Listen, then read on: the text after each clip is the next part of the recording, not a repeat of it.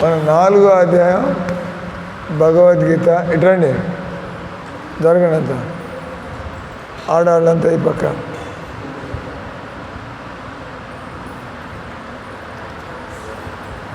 ఈరోజు మనం భగవద్గీత 4వ అధ్యాయంలో 34వ శ్లోకం చెప్పండి. తద్విద్య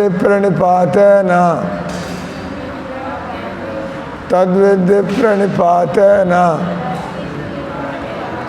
పరిప్రశ్నేన సేవయ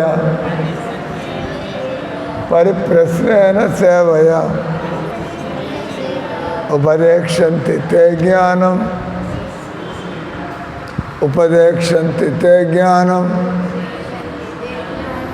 జ్ఞానినా తత్వదర్శిన.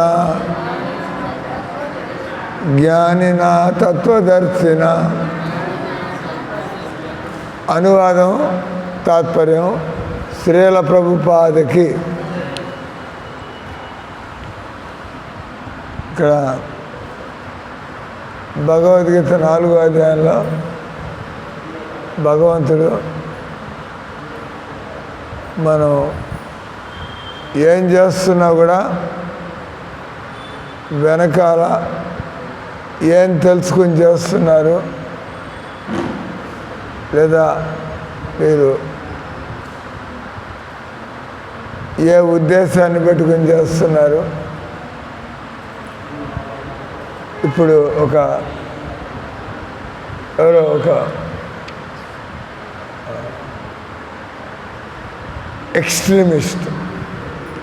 ఎక్స్ట్రీమిస్ట్ అంటే భారతదేశంలో హిందువులు ఉంటున్నారు, ముస్లింలు ఉంటున్నారా? ఏం చదువుకున్నారు మీరిద్దరు? చదువురాదు, వినడమే. భారతదేశంలో మొహమ్మదీయులు ఉన్నారు, ముస్లింలు. హిందువులు ఉన్నారు. హిందువులు వాళ్ళు ఏదో కృష్ణారామ అనుకుంటా మాంసాహారం తింటారా? మాంసాహారం అది తింటే తల్లి కూతుళ్ళ, అక్క చెల్లెళ్ళ, తల్లి కూతుళ్ళ? ఇక్కడ నెల్లూరులోనే ఉంటారా?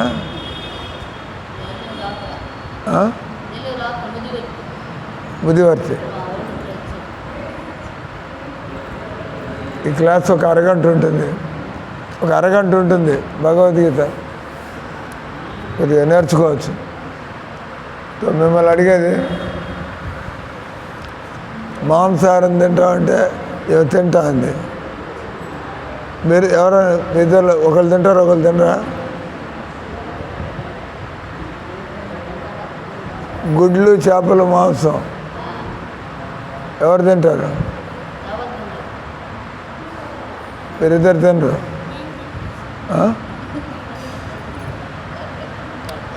ఈ పిల్ల తిందు, మీరిద్దరు తింటారా? నేను తిన్నట్టు దాని అర్థం మీ అమ్మ తింటుందా? అబద్ధం ఉన్న విషయం చెప్పడం.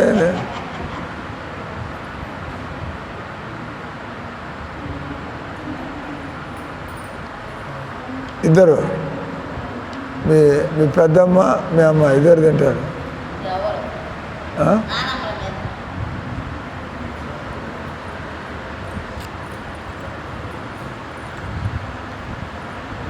హరిబోలు దేవుడికి నైవేద్యం పెట్టారు. ఇంకో 10 నిమిషాల్లో తెరుస్తారు. అది చైనా ఆడుతుంటుంది. కూర్చోండి, అది ముందే రండి, వింటారా? Come in the front.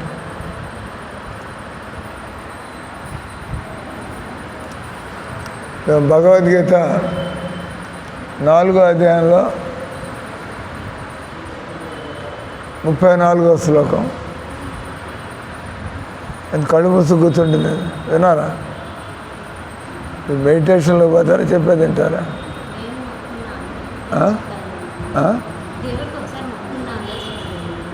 మొక్కుకున్నారా? ఏమని?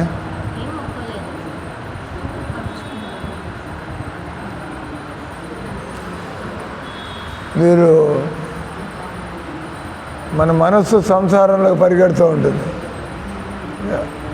ఈ సంసారంలో పుట్టారంటే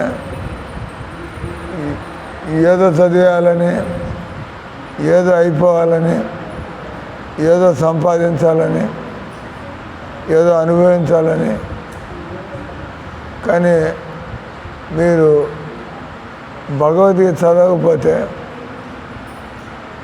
మనం ఆఖరిలో జీవితంలో మనం ముసలి వాళ్ళు అవుతాం, రోగాల పాలవుతాం, చనిపోతారు. Can anybody stop that? ఎవరు ఆఫ్ చేయలేరు? అదే ఎవరు ఆఫ్ చేయలేరు. కాబట్టి మీరు దాని అంటారు పిల్ల చేష్టల్లా, ఇలా చిన్నపిల్లలు, వాళ్ళకి అనుభవం ఉండదు. మీకు 15 ఏళ్ళు దాటాయంటే నేను ఏదైనా రీజనబుల్గా మాట్లాడుతూ ఉంటే ఏం చేస్తున్నారు? Non sense. గమనండి, ఒక అరగంట నోరు మూసుకుని ఉండలేరా?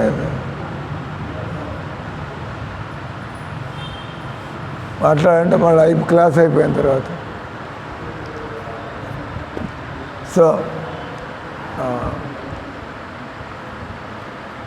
చిన్నపిల్లలకి మనసు మెచ్యూర్ అయి ఉండదు. 15 ఏళ్ళు 20 ఏళ్ళు వస్తే మీకు జీవితం గురించి కొద్దిగా సమస్య లేనిది, బాధ్యత లేనిది, పోరాటం ఏంది వెళ్తే అంతే కదా.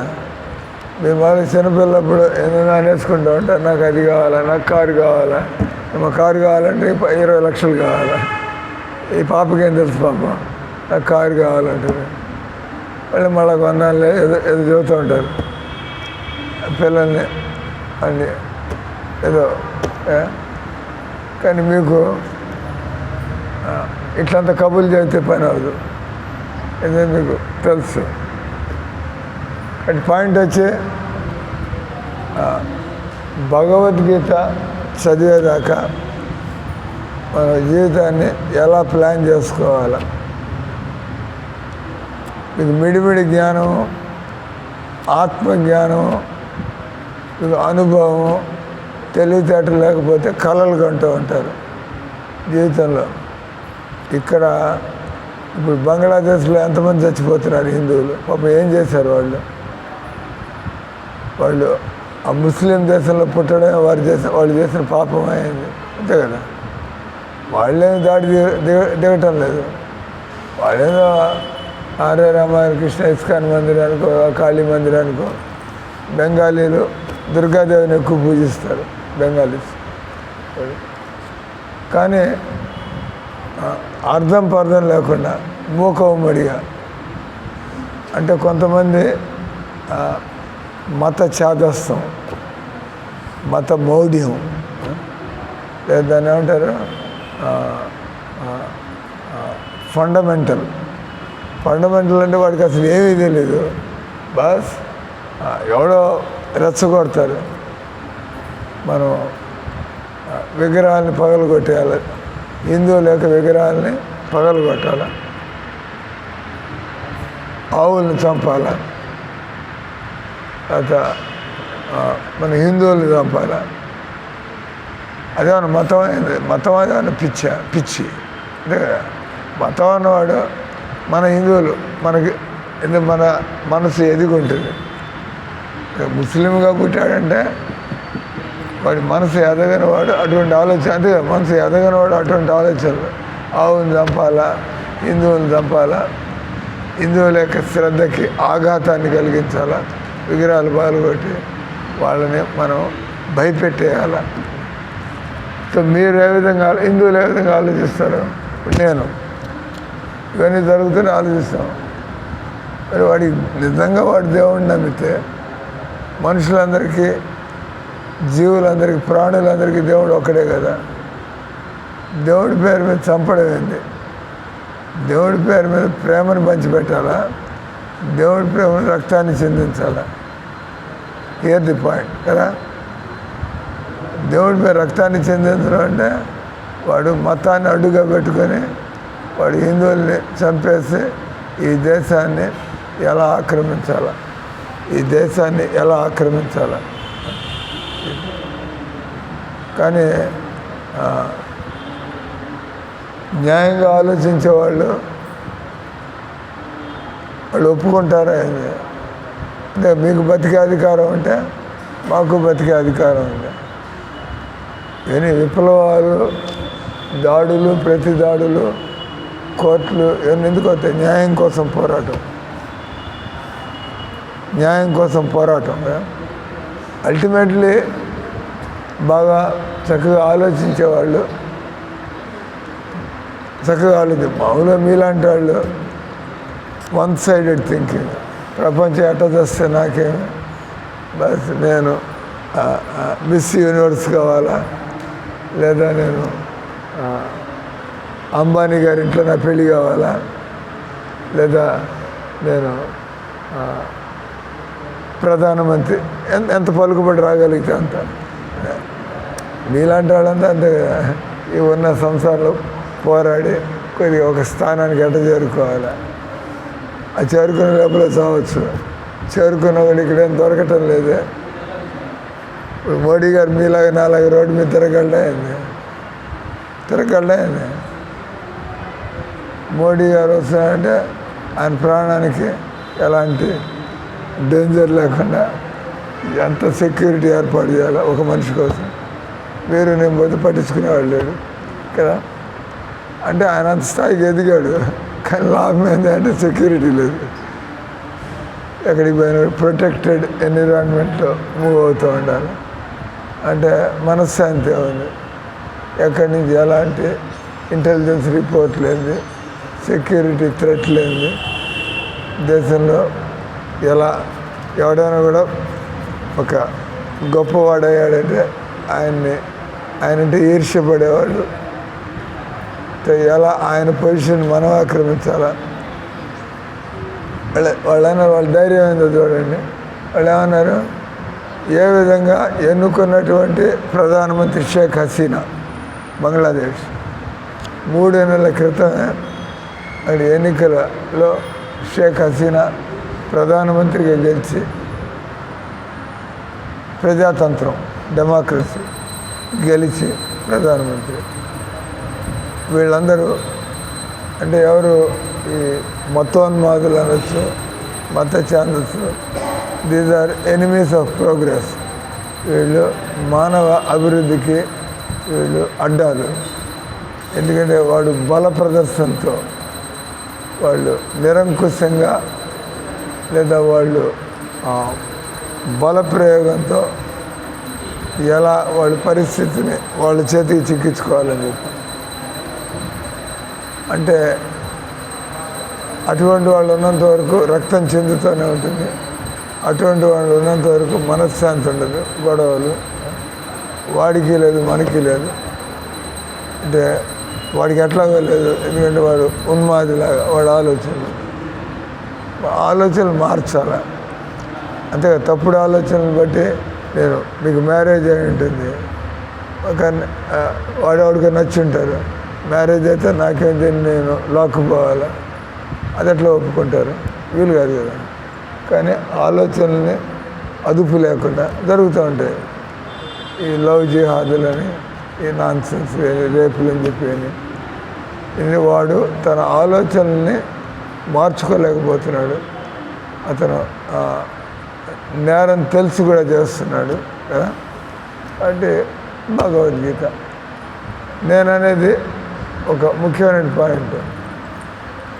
యూ కెనాట్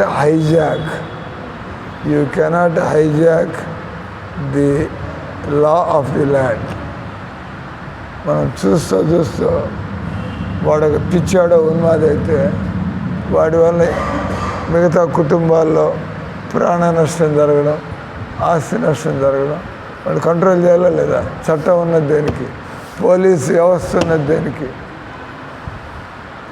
ఇటువంటి వాళ్ళు ఉంటారు సమాజంలో. అటువంటి వ్యక్తుల్ని అదుపులో మిగతా వాళ్ళు ప్రశాంతంగా బతుకుతారు. బతకగలుగుతారు. ఒక వ్యక్తి వల్ల వాడు ఈరోజు ఎవడింటి మీద దాడి చేసి వాడు ఏమి నాశనం చేస్తాడు. ఒకడు వాళ్ళ ఊరంతా భయపడుతుంది, తెలివి ఎవరి మీదకి వస్తాడు. కాబట్టి చదువుకున్న వాళ్ళ యొక్క బాధ్యత, చదువు అంటే మీరు చదువుకునే చదువులు కాదు, మీరు చదువుకునే చదువుల వల్ల గ్రీడ్, నేను ఇంకా సంపాదించాలా, గ్రీడ్, లస్ట్, నేను దాన్ని సొంతం చేసుకోవాల్సిందే, యాంగర్ అంటే మనం యాంగర్ అంటే క్రోధం అంటే న్యాయాన్యాయాలతో సంబంధం లేకుండా మీకు కావాల్సినట్టుగా కాలేదు కాబట్టి మీకు కోపం వచ్చేస్తుంది కదా. కాబట్టి మానవ జీవితంలో చదువు అంటే మనం ఆధ్యాత్మిక జ్ఞానం, శరీరం ఏంది, మనస్సు ఏంది, ఆత్మ ఏంది, ఎందుకు కొంతమంది గొడవలు పడుతూ ఉంటారు, స్వార్థంగా ఉంటారు, అటువంటి వ్యక్తుల్ని నార్మల్గా తయారు చేయాలంటే నార్మల్ వ్యక్తులు, నార్మల్ వ్యక్తులంటే మన కర్మలతో మనకేమొచ్చిందో దాంతో మనం తృప్తి పడాలా లేదా. మీకు సివిల్స్లో మీరు క్లియర్ చేస్తారు, ఐఏఎస్ ఆఫీసర్ అవుతాడు, వాడు ఈర్ష్యపడితే లాభం అయింది, ఈ ఆడది ఐఏఎస్ అయింది నేను చేయలేకపోయినా, సో వాట్. ఈ ప్రపంచం పోటీ ప్రపంచం, ఎవరు కష్టపడి ఎవరికి తెలివితేటలు, ఎవరి పూర్వజన్మ కర్మలు, దాన్ని బట్టి మన జీవితం గడుస్తూ ఉంటుంది. మీరు ఈర్ష్యపడితే మీ తలకాయ పాడవుతుంది, మీరు ద్వేషిస్తే మీరు మిగతా వాళ్ళు కూడా ఇబ్బంది పడతారు. కాబట్టి మానవులు ఏది కూడా అనుకున్నట్టు జరగదు. ఒక్కొక్కప్పుడు మీ కోరికలు తీరుతాయి, ఒక్కొక్కప్పుడు మీ కోరికలు తీరవు. ఒకప్పుడు మీరు లాభాన్ని పొందుతారు, అప్పుడు మనం నష్టాన్ని పొందుతాం, జాగ్రత్తగా ఉన్నా కూడా. అంటే జీవితం అన్న తర్వాత గెలుపు ఓటములు, మనకి మాన అవమానాలు, లాభ నష్టాలు, part of life, that is part of life. ఒకసారి మీరు ఇప్పుడు ప్యారిస్లో ఒలింపిక్ గేమ్స్ జరుగుతున్నాయి, ఒకసారి ఇండియా వాడు గెలుస్తాడు ఒక ఒలింపిక్స్లో, ఇంకో ఒలింపిక్స్లో ఇంకోడెవడో గెలుస్తాడు. You have to take it.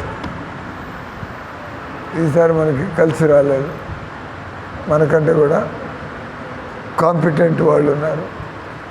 So కాబట్టి మెచ్యూరిటీ ఇన్ లైఫ్, ఎదిగినటువంటి మనిషి జీవితంలో వాడు మన ప్రయత్నం మనం చేయాలా, వచ్చిన దాంతో సర్దుకొని పోవాలా, ప్రయత్నం చేయాలా. మన వల్ల ఏమవుతుందిలే, మన ప్రయత్నం మనం చేయాలి. అది భగవద్గీతలో భగవంతుడు చెబుతున్నాడు.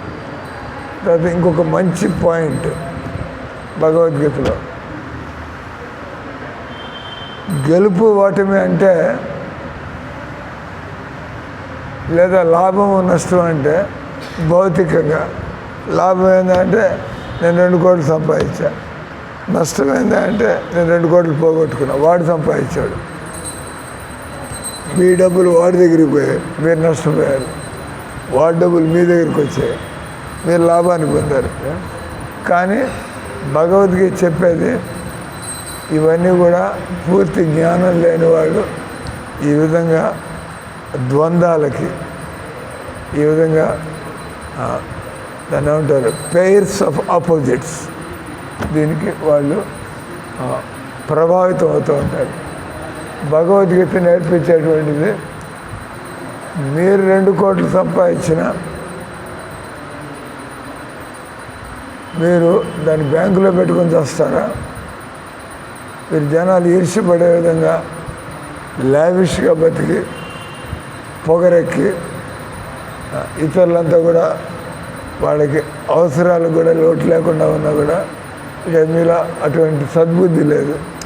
ఎవడంటే నేను సంపాదించుకున్నా, నేను ఇట బతకాల, బాధ్యత లేకుండా. మీరు అనుకో, రకరకాలు. మీ దగ్గర ఈయన దగ్గర 2 కోట్లు వస్తే ఈయనేం చేస్తాడు, ఈమె దగ్గర 2 కోట్లు వస్తే ఏమేం చేస్తుంది, నా దగ్గర 2 కోట్లు వస్తే నేనేం చేస్తాను. నా దగ్గర 2 కోట్లు వచ్చాయనుకోండి, నేను భగవద్గీత తెలుసుకున్నవాడిని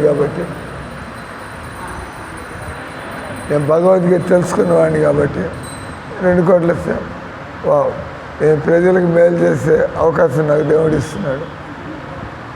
ఇంతకుముందు నేను 4,000 నా ఖర్చు గడిచిపోతుంది, సడన్గా 2 కోట్లు వచ్చింది. నేను ఎన్నో మంచి పనులు చేయొచ్చు, దేవుడికి ప్రజలకి మేలు చేయొచ్చు. నాకు కూడా ఎంతో ఆనందం కలుగుతుంది. 10 మంది ముఖాల్లో సంతోషాన్ని చూసి. మీరు స్వార్థ వ్యక్తి అయితే మీకు అట్లా అనిపించకపోవచ్చు. మీకు ఎట్లా అనుభవించాలి. You will never see others problems, others difficulties. కాబట్టి భగవద్గీత చదివితే వ్యక్తి నిర్మాణం జరుగుతుంది, పర్సనాలిటీ డెవలప్మెంట్.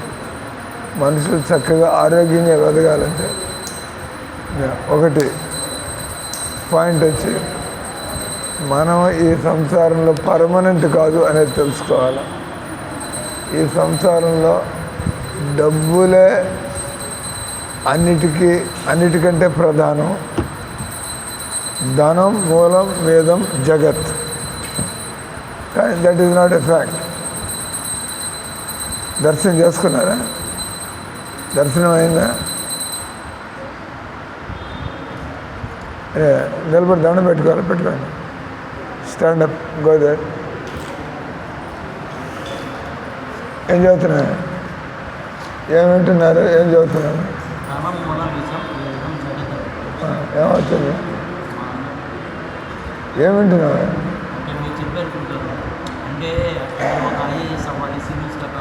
భగవద్గీత నుంచి మనం నేర్చుకునేటువంటి పాఠాలు ఒకటి వచ్చి ఏ విధంగా మనకు ఉండేటువంటి బలహీనతల నుంచి మనం బయటపడవచ్చు. ఇప్పుడు ఏమన్నాడు, కనిపించిన వాళ్ళని ఎట్ట వాడుకోవాలా, ఆడలేదు మగ లేదు కష్టం లేదు జరిగితే అట ఏమైనా బతికి ఇంకోటికి ఏమైనా చేయాలని అలా లేదు, ఇట కావాలి అట్ట కావాలి తన కొరకు ఒకటి స్వార్థం. కానీ ఇతరులు వదిలేది లేదు. ఎట్లా వీళ్ళు ఉపయోగించుకోరు. వాడు సైకిల్ మీద ఏం తీసుకెళ్ళాలంట, వీళ్ళు ఆటోలో వీళ్ళని తీసుకెళ్ళాలంట. ఏమైనా బామ్మరిదా ఏమైనా అల్లుడే తీసుకెళ్ళాలి అంటే కదా ఎవడు బతుకాడికి. అంటే జనాలందరూ ఏం సేవ కోసం బతుకుతున్నారే, భగవంతుడి సేవ కోసం. మనకు అభివృద్ధి లేదు. అంటే ఇట్లా ఆపు చేయాలి. గ్రాటిట్యూడ్ లేకుండా ఎలా ప్రతిదీ మన కోసం ఎలా వాడుకోవాలి, దట్స్ నాట్ ఎ గుడ్. నేను నాకుండే పరిస్థితుల్లో నాకుండే తెలివితేటలతో నేను జీవితాన్ని ఎలా ముందుకు పోవాలి. ప్రాక్టికల్. ఇతను వాడుకోవడానికి చూస్తుంటే జనాలకు తెలిసిపోతుంది, వీడు మన ఎక్స్ప్లాయిట్ చేయడానికి చూస్తున్నాడు. అంటే భగవద్గీత నుంచి నేర్చుకోవాల్సింది. ఎన్నో మన కర్మలో ఎట్ట పుట్టాము. ఈ జన్మలో నేను భగవంతుని నమ్ముకుని కష్టపడుతాను. ఎలా నా జీవితం ముందుకు పోతుందో గమనించుకోవాలి. అంటే మీ చేతుల్లో ఉండేది దేవుణ్ణి ఎవరో తెలుసుకుని నమ్ముకుని తగ్గ ఆయన నియమాలు పాటిస్తాను, కష్టపడుతుంది. ఎక్కడికి చేరుకుంటామో చేరుకోలేకపోవచ్చు, పర్వాలేదు. నేను భక్తి చేస్తుంటే అదే పర్సనాలిటీ డెవలప్మెంట్ మనకి రాసి పెట్టలేదు కాబట్టి దొరకదు, ఓకే. కానీ జీవితాన్ని నువ్వు డిప్రెషన్లోకి వెళ్ళిపోయి నేను సూసైడ్ చేసుకుంటా, ఎందుకంటే ఎందుకు నా బతికిట్లుంది, వాళ్ళంతా అనుభవిస్తారు, నేను సంపాదించలేదు. That is life. జీవితం అంతా అటు భగవద్గీత నుంచి మనం తెలుసుకోవాలా. భగవంతుడు మనల్ని గొప్ప పొజిషన్లో ఉంచిన దాన్ని ఇతరులకి మేలు చేసే విధంగా బతకాలి. మామూలు ఎక్కువ మంది ఆలోచిస్తే ఈ లంచాలేంది, ఈ మోసాలేంది అంటే తప్పుడు మార్గాల్లోకి వెళ్ళి కూడా ఎత్తేయాలని చూస్తున్నాడు. వాడు సంపాదించింది కూడా ఇతరులకి సహాయం చేయాలి, అది పోయింది. అబద్ధాలు చెప్పి పనిచేయాలి, అక్రమాలు చేయాలి, ఇతరులు లాగేయాలి. ఎన్నాళ్ళు పోతారట? ఏదో సామెత ఉంది ఇంగ్లీష్లో, you can pool all the people for some time. అందరినీ కొంతకాలం మీరు మభ్య పెట్టచ్చు, లేదా ఒకడిని మీరు జీవితాంతం మభ్య పెట్టచ్చు. అందరినీ అంతే కదా. ఎవరు అమాయకురాలు, ఆయన నమ్మించవచ్చు. కానీ నా దగ్గరికి వస్తే నేను అమాయకుడు కాదు. అదే భగవద్గీత జ్ఞానం ఉన్న వాళ్ళు అమాయకులు కాదు. అందుకే ప్రభుపాద మాకు నేర్పించేది, ఇతరులను నువ్వు మోసం చేయమాక, నువ్వు మోసపోమాక, రెండు కూడా. నేను ఒక జెంటిల్మెన్ అయితే, నువ్వు మామూలు వ్యక్తి అయితే ఇతరులని మోసం చేయనంటావు. వాడు మోసం చేస్తుంటే ఎలా తప్పించుకోవాలో నీకు తెలియదు. నువ్వు సింపుల్ వ్యక్తి, అందరు నమ్ముతూ ఉంటావు. మామూలు వ్యక్తి ఏం చేస్తాను, నేను ఇతరులకి ఎందుకు మోసం చేయాలి? కానీ ఇతరులు మోసం చేస్తే నువ్వు మోసపోతావు. నేను మంచివాడిని, ఆయన నాకు ఎందుకు మోసం చేశాడు కదా.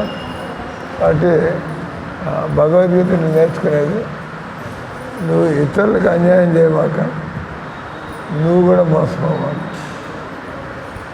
నీ దగ్గర నీ అవసరాల కంటే ఎక్కువ ఉంటే అది ఎలా నేను, ఎందుకంటే భగవద్గీత తెలుసు, దీన్ని నేను పుణ్యం సంపాదించుకోవాలి, నేను 10 మందికి మేలు చేయాలి.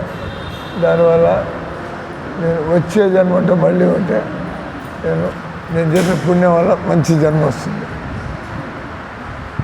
భగవద్గీత ఇంకా బాగా అర్థమైతే మాలాగా జీవితంలో ఏం పని చేసినా కూడా నేను ఇంకోసారి జన్మ లేకుండా, చావు పుట్టుకలు లేకుండా, నువ్వు చేసిన పుణ్యం వల్ల వచ్చే జన్మలో నీకు మంచి డబ్బున కుటుంబంలో పుడతావు. ఆయన కూడా ముసలితనం తప్పించుకోలేవు, ఆయన కూడా రోగాన్ని తప్పించుకోలేవు, ఆయన కూడా చావుని తప్పించుకోలేవు. అది పెద్ద డబ్బులు సంపాదించేది నీకు. అంటే మాలాంటి వాళ్ళు ప్లస్ మనం మనస్సును దేవుడి వైపు తిప్పుకోవాలి. దేవుడు మనకి ఏది ఇస్తే, మేము ఈ ఊళ్ళో 20 ఏళ్ళ నుంచి ఉంటున్నాం. ఇంతకుముందు ఏలాగే నేను కూడా దరిద్రులాగా ఉండేవాడిని. ఇలాగే ఏమి అంటే ఈ ఊరు వచ్చా, నాకంటే బిల్డింగ్ లేదు, ల్యాండ్ లేదు, ఏం లేదు. ఈ ఊరు వచ్చాం. కానీ నేను భగవద్గీత అర్థం చేసుకున్న రంగంలోకి దిగాను. నేను అమెరికాలో బతుకుతూ ఉండేవాడిని. ఇప్పుడు నేను ఎదగాల, ఇతరులకు సహాయం చేయాలి. భగవద్గీత తెలుసుకునేవాళ్ళు ఈ 2 పాయింట్లు. నేను జీవితంలో ఎదగాల, మనిషిలాగా ఎదగాల. రెండోది, నేను నా బతుకు ఇతరులకు మేలు చేయడం కోసం, నాకు వేరే పని ఏం చేయాలి. సత్య సంసారంలో ఏం పట్టుకుపోతావు, ఎంత అనుభవిస్తావు, వీలు కాదు. అంటే ఎవరైతే దీన్ని అంటారో పాజిటివ్ వైబ్రేషన్స్, నేను జీవితంలో మంచిగా ఎదగాల ఒకటి. తర్వాత నేను ఇతరులకి మంచి చేయాలి, మేలు చేయాలి. ఇటువంటి వ్యక్తి ఎప్పుడు ప్రశాంతంగా బతుకుతాడు.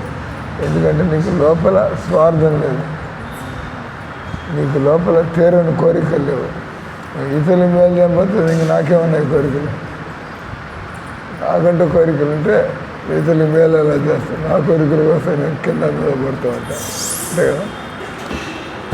అంటే ఇక్కడ ఈరోజు ఈ 4వ అధ్యాయం ఈ శ్లోకంలో తద్విద్య ప్రణిపాతేన పరిప్రశ్నేన సేవయ ఉపదేక్షంతిత్తే జ్ఞానం జ్ఞానిన తత్వదర్శన. 4వ అధ్యాయం 34వ శ్లోకం వెరీ ఇంపార్టెంట్. కంఠస్థం చేశాను, నాకు మాకు గుర్తుంది. ఇప్పుడు భగవద్గీత శ్లోకాలు ఈ జన్మలో ప్రాక్టీస్ చేస్తే గుర్తులేకపోయా, వచ్చే జన్మలో మళ్ళీ చదువుతుంటే అంటే నీకు మళ్ళీ కంఠస్థం కూడా. ఎందుకంటే ఇవన్నీ కూడా శాశ్వతమైనటువంటి. నువ్వు ఈ జన్మలో డాక్టర్ అయితే వచ్చే జన్మ మళ్ళీ డాక్టర్ కావాలంటే సులభం. ఆల్రెడీ నీ బుద్ధిలో డాక్టర్ ఆలోచనలన్నీ దూరం ఉన్నాయి. చచ్చేప్పుడు ఆలోచనలు వస్తావు, వచ్చి మళ్ళీ డాక్టర్ గారు సులభంగా అవుతావు. ఆల్రెడీ కొంత తలకాయ అంత దిశలో పెట్టుకున్నావు, మళ్ళీ ఈ జన్మగా మళ్ళీ అట్లా. కానీ నువ్వు ఆ విధంగా డాక్టర్ అయినా నువ్వు లాయర్ అయినా ఏం చేయగలుగుతావు? చావుని తప్పించుకోలేవు, ముసలితనాన్ని తప్పించుకోలేవు. అంటే ఆ టార్గెట్ పెట్టుకోవడం వేస్ట్. కానీ భగవంతుడు ఏం టార్గెట్ పెట్టుకోమంటున్నాడు? భగవంతుడు ఏం టార్గెట్? జరామరణ మోక్షాయ మామాశ్రితే. బుద్ధిమంతులైనటువంటి వాళ్ళు జరామరణ మోక్షాయ, నేను ఎందుకు ముసలాన్ని కావాలా, దీని నుంచి ఎలా బయటపడాలి, నేను ఎందుకు చనిపోవాలి, శరీరం వదిలిపెట్టి ఎందుకు, ఎన్ని వదిలేసి బతుకంతా గాడిదలాగా పనిచేసి సంపాదిస్తావు అని వదిలిపెట్టుకోవాలి. నీకు బుద్ధి పనిచేస్తుంది, ఎందుకు గాడిదలాగా పోయి చేసుకో వదిలిపెట్టుకోవడం. అసలు మనం దీనంతా దేవుడి సేవలో కానీ ఇతరులకు కానీ ఖర్చు పెట్టింటే ప్రసన్నకు పోతాం, నాది అనుకోకుండా. కాబట్టి జరా మరణ మోక్షాయ. బుద్ధిమంతులు మాలాంటి వాళ్ళు ఏం చేస్తారంటే, ఈ సంసారం ముసలితనం ఉంది, ఈ సంసారంలో చావు ఉంది, దీని నుంచి బయటపడడం అది ముఖ్యమైనటువంటిది. నా దగ్గర పెద్ద బ్యాంకులో డబ్బు లేకపోవచ్చు, నేను కడుపు నిండా తింటే అంతకంటే ఏం కావాలి, దీనికి బ్యాంక్ అకౌంటే ఉండదు, జీవితంతో నేను ఇలాగే బతుకుతాను అనుకో. బ్యాంక్ అకౌంట్ లేదు, ఉద్యోగం లేదు, కానీ తినడానికి ఉండడానికి ఉంది, ఏం పోయింది అండి. ఇది లేకుండా నేను జీవితం గడిచిపోతాను కదా. ఎందుకు గడుస్తుంది అంటే దేవుడి సేవ చేస్తున్నాం కాబట్టి. దేవుడి సేవ చేస్తే నాది అనుకుంటే బతకక్కర్లేదు. అట్లని చెప్పి నేను అడుగు తింటలేదు, నాది చెప్పుకోవడానికి ఏం లేదు, అట్లని చెప్పి నాకు ఉండడానికి లేదా తినడానికి. దిస్ ఇస్ కాల్డ్ విజ్డమ్, తెలివితేటలు. అంటే తద్విద్ది ప్రణిపాతేన. ఈ జ్ఞానాన్ని అంతా పొందాలంటే ఎవరైతే ఎలా జీవితం గడపాలో తెలుసుకొని ఆ పద్ధతులు పోతారో అటువంటి వారి దగ్గరికి వెళ్ళి మనం కూడా నేర్చుకోవాలి.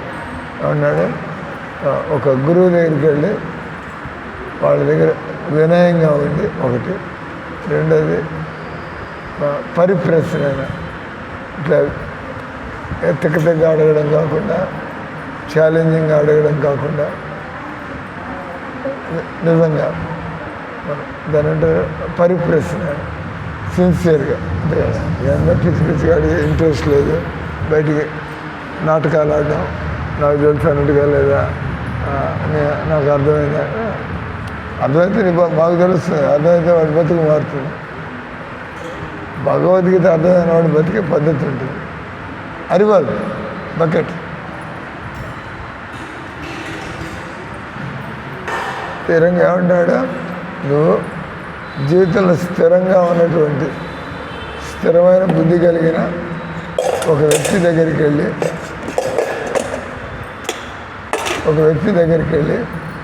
ఆయన దగ్గర వినయంగా ఉండి శ్రద్ధగా ప్రశ్నలు అడుగుతావు, వాళ్ళకి సేవ చేస్తావు. సేవ ఎందుకంటే నువ్వు ఏది కొనాలన్నా కూడా, అదే నువ్వు పుస్తకం కొనడానికి పోతావు, డబ్బులు ఖర్చు పెడతావా లేదా? నువ్వు తినడానికి పోతావు, హోటల్లో డబ్బులు ఖర్చు పెడతావా లేదా? నువ్వు కాలేజీలో చేస్తావు, ఫీజు కట్టాలా లేదా?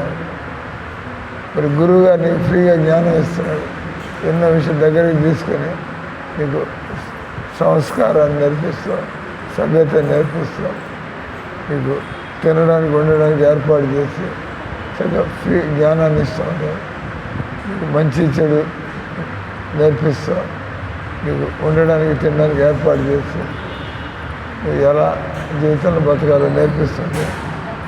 వాళ్ళ రుణాన్ని కూడా ఎట్లా తీర్చుకోవాలా అన్నది సేవ. ఎందుకు వాళ్ళకి లోటేం లేదు. ఇప్పుడు నాకు నువ్వు ఉద్యోగంలో చేరిన తర్వాత నీ మొదటి జీతం తీసుకొచ్చి ఇక్కడ ఇస్తావు, అయ్యా అది లేకపోతే నేను బతకటం లేదే, అది లేకుండా మేము బతుకుతాను. నువ్వు తెచ్చిస్తే నీ మంచి తర్వాత వీళ్ళు నాకు ఎంత చేశారు కాబట్టి నేను చేయగలిగిన కొద్దిగా అట్లా. ఈ విధంగా జీవితాన్ని భగవద్గీత పద్ధతులు పోతూ ఉంటాయి. ఇప్పుడు సాటిస్ఫైడ్గా స్వార్థం లేకుండా అందరూ కూడా ఈ అబ్బాయి మంచి అబ్బాయి అన్నట్టుగా జీవితం గడిచిపోయి అంతకంటే ఏం కాదు. గౌరవంగా అందరూ గౌరవిస్తున్నారు, లోటు లేదు, భజన ఆనందంగా ఉంది. ఇంకేం కావాలి? బ్యాంకులో నాకు 10 లక్షలు లేదు, ఉంటేంది లేకపోతే. అదే దిస్ ఈజ్ కాల్డ్ ఒక భక్తియుత జీవితం అంటారు.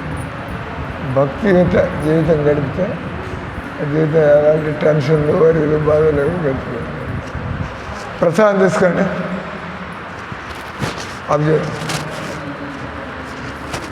ఆబ్జెక్ట్